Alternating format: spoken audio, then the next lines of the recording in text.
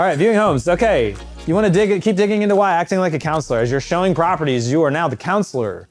This is in the day, like years ago, when we would show houses, we would let people in the house and go outside and make phone calls while they looked at the house.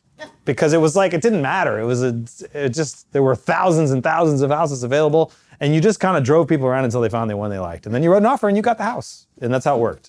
But it doesn't work that way anymore. Now you are a counselor. You just entered the battlefield. You got to pretend like you're on the couch with these people. Like, it is your job to help them continue. They've just entered the battle of their life to get a house. You guys know what I'm talking about. They're going to be up against multiple offers, people with more money, cash buyers, crappy houses. This is the world they're entering into. And if they screw this up, it's going to cost them hundreds of thousands of dollars. That's the job you've been tasked with. You've got to treat it that way. So every time you're interacting with those people, you are a counselor. You're helping them. You're building rapport, getting to know their name, their kids' names, building trust. You can't be a counselor if they don't trust you. So are you being funny? Are you dropping some jokes? You show up with gifts. Like, I'll talk about our closing gifts later, but like one of the things in our closing gifts is like the Berenstain Bears moving day deal, right? Because kids like the Berenstain Bears. And yeah, we want to make sure people know we care about their kids too. So remember their names. If you're bad at names like me, write them down. Have them on a postcard so that when you show up to the house, you go, okay, Frank and whatever, and who knows. So it's important to treat these people like human beings and remember that you're their counselor. Bring a coffee every single time. Our agents in Arizona, I don't know if we've picked this up quite yet in California, is every time they go show houses, they are on the way to Starbucks. What can I get you? Every time.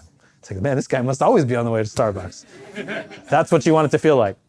Give your opinion as professionals, as pros and cons, avoid judgment, be an advisor. So they're going to have a lot of questions for you. Is it better to buy a condo or a house? Don't answer that question. Give them the pros and cons. Here's the benefits of a condo, and here's the cons. Here's the benefits of a house, here are the cons. Because you don't know, you don't want to talk them out of this great idea they had. They really wanted you to say condo, and you said condos suck. You just talked yourself out of a sale. Don't do that. And you don't know. There's a house for everybody. I was driving down the road to my house the other day, and these houses right on the freaking road, the main road, on Avocado. I'm like, why would you ever buy that? But they bought it, and they probably have 300 grand worth of equity. So you just never know. Pros and cons. Make distinctions without judgment. Point out things that people will miss, observations, not objections. You got to get judgment out of nothing's good, nothing's bad. It's just there. They're just making people aware of things, which is, by the way, is a good way to live life, but it's a great way to sell houses too. You're not making judgments about this stuff. The only thing, and even you're reminding them constantly of how much money they're losing by dinking around waiting to buy the perfect house. That's fine, but it's still not a judgment. It's an awareness. Hey, this last month cost us 25 grand, so maybe we should regroup. Is there something we can do what can I do to help serve you? I take this seriously. What can I do to make sure that we don't have another one of those? So, it's not a judgment. You didn't do anything bad. You didn't do anything wrong.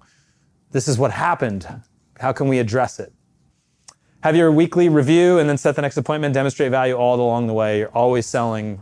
I spent 20 minutes yesterday looking for this. I called this. Tyler's great at this. He's sending texts to people, hey, I just called this agent, check on this house, this available property.